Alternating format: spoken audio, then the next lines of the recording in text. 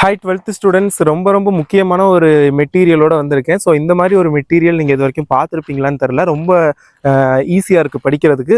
Students வந்து இஆர்சிலையும் சரி, at the same time வந்து போயட் லைன் கொடுத்து போய்ட்ரிக் லைன்ஸ் கொடுத்து கொஸ்டின் கேட்பாங்களா, அப்ரிசியேஷன். ஸோ அதுலேயும் வந்து ஃபுல் மார்க் எடுக்கிறதுக்கான ஒரு மெட்டீரியல் தான்.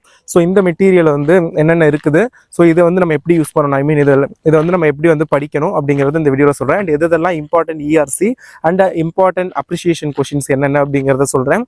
ஸோ இந்த வீடியோ உங்களுக்கு ரொம்ப யூஸ்ஃபுல்லாக இருக்கும். ஏன்னா இங்கிலீஷில் ஒரு மார்க் போகிற ஒரு பார்ட் என்ன அப்படின்னு கேட்டிங்கன்னா, ஃபஸ்ட்டு வந்து ஒன் வேர்டில் தான் மேக்ஸிமம் வந்து மார்க் வந்து லாஸ் பண்ணுறாங்க. ரெண்டாவது பார்த்தீங்க அப்படின்னா அவங்களுக்கு வந்து இந்த அப்ரிசியேஷன் கொஷினில் தான் மார்க் போகுது. இஆர்சியோட எப்படியோ அட்டன் பண்ணிடுறாங்க, ஆனால் அப்ரிசியேஷன் கொஷினில் மார்க் போகுது.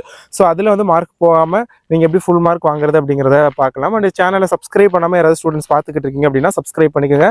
அது வந்து நம்ம சேனலுக்கும் யூஸ்ஃபுல்லாக இருக்கும் அண்ட் உங்களுக்கும் ரொம்ப யூஸ்ஃபுல்லாக இருக்கும். ஆனால் போடுற வீடியோஸ் கண்டிப்பாக எல்லாமே உங்களுக்கு யூஸ்ஃபுல்லாக தான் இருக்கும். அது உங்களுக்கே தெரியும்னு நினைக்கிறேன். Okay, let's start the video. First இந்த கேசல் அப்படிங்கிறது வந்து எட்வின் மியூர், ஓகேங்களா, அவங்க தான் வந்து எழுதுனது. So author. ஸோ உங்களுக்கு இஆர்சி தெரியும்னு நினைக்கிறேன். நீங்கள் வந்து ஒன்ஸ் அந்த போயம் என்ன போயம், அந்த லைன் வந்து எந்த லைன் அப்படிங்கிறத கண்டுபிடிச்சிட்டிங்க அப்படின்னாவே உங்களுக்கு வந்து 1 மார்க்கு கன்ஃபார்ம் ஆயிரும். நீங்கள் போயத்தையும் எழுதிட்டீங்கன்னாவே 1 மார்க்கு. பட் கீ ஆன்சரில் வந்து போயட்டுக்கு சேர்த்து 2 மார்க்கு அந்த மாதிரியும் இருந்துச்சு. ஸோ எப்படி பார்த்தாலும் சரி 1 மார்க்குங்கிறது மினிமம் உங்களுக்கு கன்ஃபார்ம் ஆயிடுச்சு. அதுக்கப்புறம் போயம் கண்டுபிடிச்சிட்டா அடுத்து அதை பற்றி கான்டெக்ஸ்ட் ரெஃபரன்ஸ் ஈஸியாகவே எழுதிடலாம். ஏன்னா common ERC, common reference and common explanation வந்து படித்து வச்சுக்கிற சொல்லியிருக்கேன் நான் எல்லாத்துக்குமே.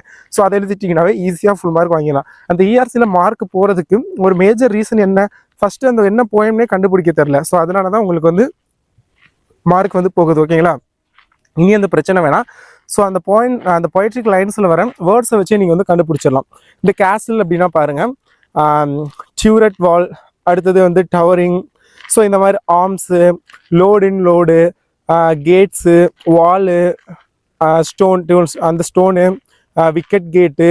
ஸோ அடுத்தது பார்த்தீங்க அப்படின்னா வைஸ்னட், வார்டர், பைட்டு, கோல்டு. ஸோ இந்த மாதிரி வேர்ட்ஸ்லாம் வந்துச்சு அப்படின்னாவே ஸோ அது வந்து இது கேசல் அப்படின்னு அண்டர்ஸ்டாண்ட் பண்ணிவிட்டு நீங்கள் போயம் அண்ட் போயட்டோட நேம் வந்து எழுதிடலாம், ஓகேங்களா. தென் வந்து அப்ரிசியேஷன் கொஷினுக்கும் அதே தான். ஒன்ஸ் வந்து அது கண்டுபிடிச்சிட்டாவே போதும். அதில் என்ன, இதே பாருங்கள். இப்போ இந்த லைன்ஸ் இதெல்லாம் கொடுத்து லைன்ஸ் கேட்குறான்னு வச்சுங்க, அலிட்ரேஷன் வேர்டு, இந்த போயத்தில் உள்ள மொத்த அலிட்ரேஷன் வேர்டே இவ்வளோ தான், இதுதான் இருக்குது. ஃபிகர் ஆஃப் ஸ்பீச் இதுதான், இந்த லைன்ஸில் மட்டும் தான் ஃபிகர் ஆஃப் ஸ்பீச் இருக்குது.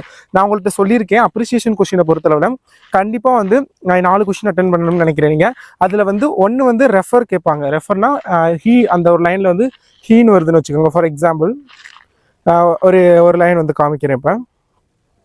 ஓகே, இதில் அந்த மாதிரி லைன் இல்லை. அந்த லைனில் வந்து ஹீ இல்லாட்டி ஷீ, தே அந்த மாதிரி வந்துச்சுன்னா அது வந்து யாரை ரெஃபர் பண்ணுது அப்படிங்கிற மாதிரி ஒரு கொஷின் கேட்பாங்க. 1 டைப்பு 2 கொஷின் இருக்கும். ஒரு கொஷினில் சப்டிவிஷன் 1 அண்ட் சப்டிவிஷன் 2. அதில் ஒன்று வந்து ரெஃபரன்ஸ் டைப், அனதர் ஒன் பார்த்தீங்க அப்படின்னா இந்த மாதிரி ஃபிகர் ஆஃப் ஸ்பீச் கேட்பாங்க. ஃபிகர் ஆஃப் ஸ்பீச்சை பொறுத்தளவில் ஈஸியாக அட்டன் பண்ணலாம். ஸோ ஒவ்வொரு லைன்லையும் ஒவ்வொரு போயத்துலையும் என்னென்ன ஃபிகர் ஆஃப் ஸ்பீச் இருக்குன்னு இதில் கொடுத்துருக்காங்க பாருங்கள். லிட்டில் விக்கெட் கேட் அது வந்துச்சுன்னா மெட்டாஃபர். தென் அவர் மாசப் அந்த இது வந்துச்சுன்னா மெட்டாஃபர். அடுத்தது பாருங்க, க்ரௌ தின் அண்ட் அந்தது அது வந்துச்சுன்னா சிமிலி. ஏன் சிமிலினா ஆஸ், லைக் இதெல்லாம் வந்துச்சுன்னா சிமிலி, அது உங்களுக்கே தெரியும்னு நினைக்கிறேன் அந்தது.